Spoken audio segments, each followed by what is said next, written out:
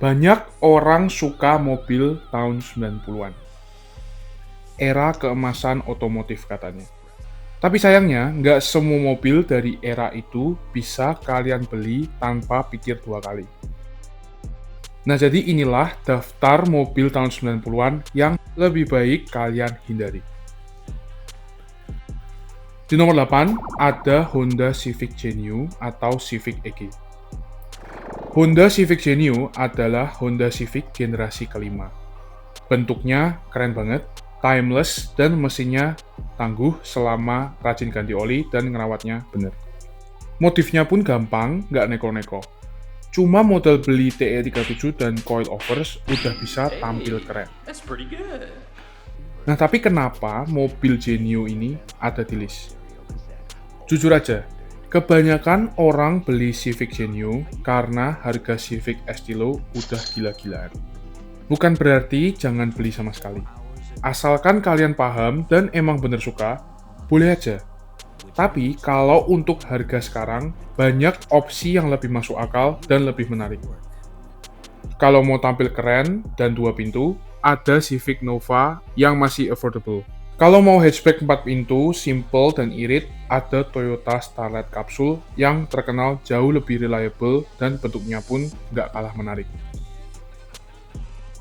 Di nomor 7 ada BMW 3 Series E36. E36 bisa dibilang BMW entry level yang masih terjangkau. Part-partnya melimpah dan banyak mekanik yang masih bisa nanganin mobil ini. Dengan kisaran harga di bawah 100 jutaan, masih banyak unit yang cukup oke dan siap pakai. Kalau kalian sering ke meet up mobil, 99% pasti ada mobil ini. Ya karena bentuknya memang sekeren itu. Tapi beli mobil ini butuh komitmen ekstra. Percayalah karena aku punya. Harus lebih rajin ganti oli, cek air radiator, dan pastiin kalau electric fan-nya masih nyala. Intinya, punya E36 atau mobil Eropa pada umumnya harus benar-benar paham luar dalam apa yang terjadi di mobil kalian dan apa yang akan terjadi. Kalau kalian belum punya komunitas, belum ada bengkel langganan, atau nggak ada waktu dan tenaga lebih buat ngerawat mobil ini, lebih baik jangan beli dulu. Masih banyak sedan 90-an yang keren tapi lebih mudah dirawat. Contohnya kayak Toyota Corolla atau Honda Civic yang nggak bikin kepala pusing. Di nomor 6, kita ada Mercedes-Benz C-Class W202. Sama kayak punya E36, punya Mercy W202 harus 2 kali lipat lebih teliti dibanding punya E36. Bengkel yang ngerjain juga wajib spesialis karena nggak semua mekanik paham kelistrikan Mercy yang terkenal ruwet. Memang nggak bisa dipungkiri punya Mercedes-Benz rasanya beda. Interiornya jauh lebih bagus dan lebih berkelas dibanding BMW. Nah, masalahnya zaman sekarang udah susah banget cari Mercy W202 yang masih rapi dan masih bagus. Kalaupun ada, harganya bisa tembus di atas 90 jutaan. Nah, sisanya sama kayak E36, punya W202 harus punya waktu dan tenaga ekstra. Karena sekali overheat atau rusak, akibatnya bisa super fatal. Di nomor 5, kita punya VW Golf Mark III. Sekarang udah masuk ke nomor 5, dan di sini kalian harus benar-benar perhatiin. Golf generasi ketiga, atau yang biasa disebut Golf Mark III, adalah salah satu hot hatch terbaik di dunia dan di Indonesia harganya pun relatif terjangkau. Nggak heran, banyak orang Indonesia, termasuk aku, yang pengen banget punya. Tapi realitanya, mobil ini sama sekali nggak cocok buat iklim dan jalanan di Indonesia. Habitat aslinya ya di Eropa sana, dan kita pun harus belajar nerima fakta itu. Beda sama Mercy atau BMW yang masih bisa pakai part copotan, cari unit Golf aja udah susah. Apalagi harus nyari part copotannya. Kaki-kaki, radiator, ECU, transmisi, sampai kelistrikan sering banget jebol karena panas dan kondisi jalan di Indonesia yang terkenal ekstrim. Kalau kalian nggak bener-bener berdedikasi buat ngerawat mobil ini, bisa dipastikan Golf kalian bakal lebih sering tidur di garasi daripada dipakai jalan di aspal. Ingat, percuma punya mobil keren dan antik kalau nggak bisa dipakai jalan. Jadi sebisa mungkin hindari mobil ini kalau kalian nggak siap repot. Masih banyak alternatif hot hatch yang nggak kalah keren. Contohnya kayak Starlet kotak, Suzuki Swift, atau bahkan Jazz generasi pertama yang tampilannya tetap stylish tanpa bikin dompet menangis. Di nomor 4, kita punya Jeep Cherokee XJ. Kita semua harus terima, mobil laki ya emang Jeep.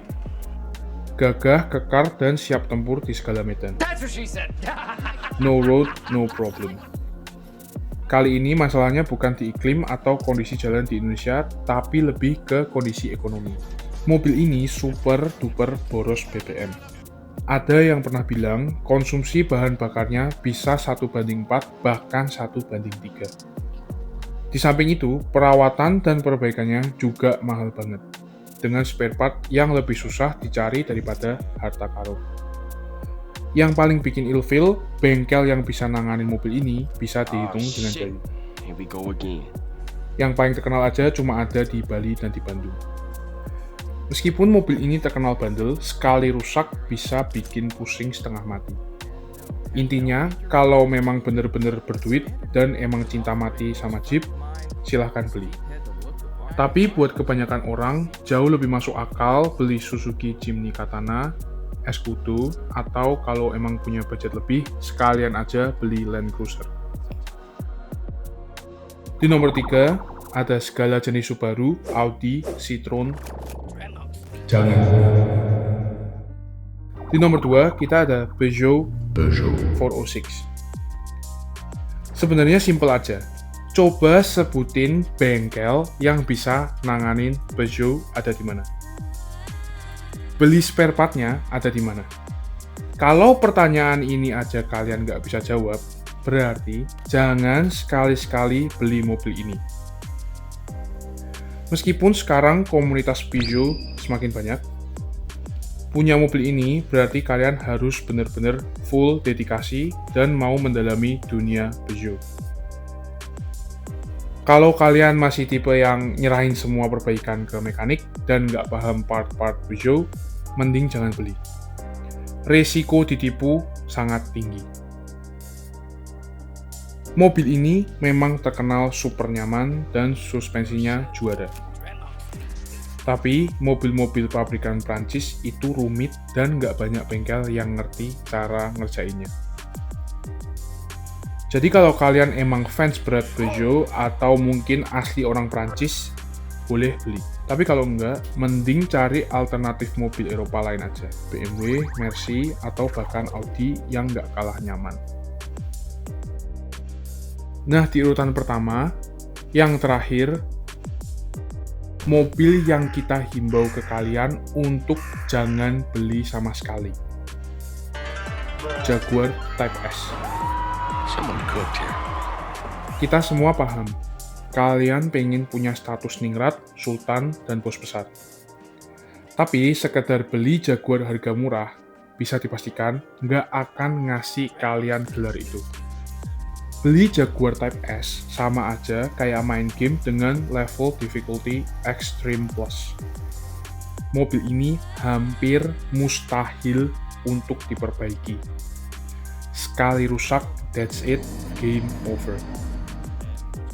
Semua part yang ada di Jaguar Type S harus dilabelin dengan segel warning, fragile. Semuanya, termostat, shock breaker, timing chain, water pump, ECU, AC, pokoknya segala jenis part yang ada di mobil ini serasa terbuat dari kardus. Dan tolong jangan percaya, nggak kok bisa diperbaiki. Please jangan. Itu pasti semua bohong. Meskipun kelihatannya mewah dan tentu aja brand Jaguar, logikanya simple. Jaguar itu setara kelasnya dengan Aston Martin. Sekarang coba pikir, ada nggak Aston Martin harga 100 jutaan? Jawabannya udah jelas, nggak ada. Jadi kenapa kalian beli Jaguar harga 100 jutaan? Kalau kalian memang ingin tampil high class, lebih baik beli Mercy S-Class, Toyota Crown, atau BMW seri 7. Nah, itu dia list mobil tahun 90-an yang wajib kalian hindari. Kalian setuju dengan list ini? Atau punya pengalaman pribadi dengan mobil-mobil 90-an yang pernah bikin nyesek? Tulis pendapat kalian di kolom komentar. Jangan lupa like, subscribe, dan share biar makin banyak orang gak salah beli mobil klasik. Buat kalian yang lagi cari mobil bekas berkualitas, langsung aja kunjungi mobly.id, marketplace terbaik untuk kalian anak mobil.